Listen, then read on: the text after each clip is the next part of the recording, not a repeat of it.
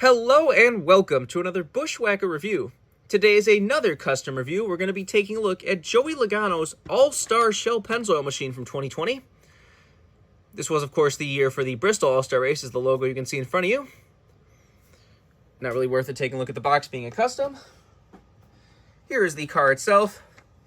The kind of infamous Bristol All-Star race where they decided to move the numbers back, have the neon lights outside the rear. Or not outside the rear, just coming out of the rear. And so they offered like a good chunk of them and only a few actually got made. They offered Logano's and it fully DNP'd, which definitely disappointed me. Said, not the best looking cars, but I wanted it for the Logano collection just because it's unique. So I think we can all agree that it is a good thing that they decided to move the numbers forward and not backward, because this one just doesn't, at least the forward numbers have kind of grown on me, and like, it doesn't bother me as much with the forward numbers, but like the backwards number just did not really ever look that well. Having the, logo shoved on the door, which they honestly seem like they're smaller than they would have been where they used to be, but whatever. Let's do a quick 360 of this car. The race that was surprisingly boring too. Like, everyone was like, we're finally getting an all-star race that's somewhere than Charlotte, because the Charlotte ones kind of sucked for the last few years. Like a Bristol All-Star race, what could go wrong? And then it was just like super boring. Chase Elliott just like dominated and won the race, and like nothing happened.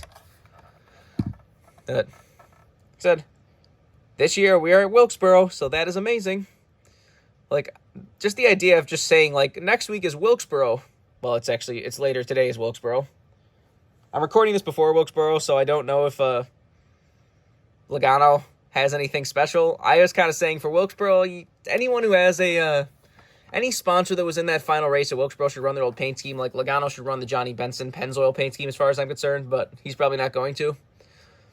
Maybe I'll be wrong. Maybe by the time this video actually goes up, because like I said, I'm recording this before Wilkesboro, but I'm going to upload this the day of Wilkesboro. Anyways, let's get down to sponsors. On the hood, you have Pennzoil and Shell. Got Ford Mustang number 22. Down the side, you have Shell-Pennzoil number 22 on the door. Does have the NASCAR Salutes logo on the A-post. On the rear, you have Discount Tire, AAA, Auto Trader, and Snap-on. That's another thing I really didn't like with these All-Star cars, that you had all their other logos just piled on the back. Looks pretty cluttered. Got Moneyline on the C-post. On the B-post, you have Ford, DXC Technology, PPG, Mazak, Coca-Cola, and Bosch. On the back, you have Shell-Pennzoil 22 crew. Got the Ford Michigan license plate, number 22. Got Shell-Pennzoil on the deck lid. Logano's name on the name rail. Got the same stuff down the other side as usual. Once again, I'm probably not even going to open the hood because I can never get these hoods open. Whatever it is. Yeah, this one doesn't want to open either. Like I said, definitely not going to try to force open a custom hood. But roof flaps, of course, do open. There's the underside of the car if you want to see that. And you might notice that, yes, this is, of course, one of the light-up versions. If I was going to get a custom made of a 2020 All-Star car, I had to get one of the light-up diecast. And yes, it works. Guess I'll do like the old videos where I would, kill all the lights. So you can really just see the blue light back there.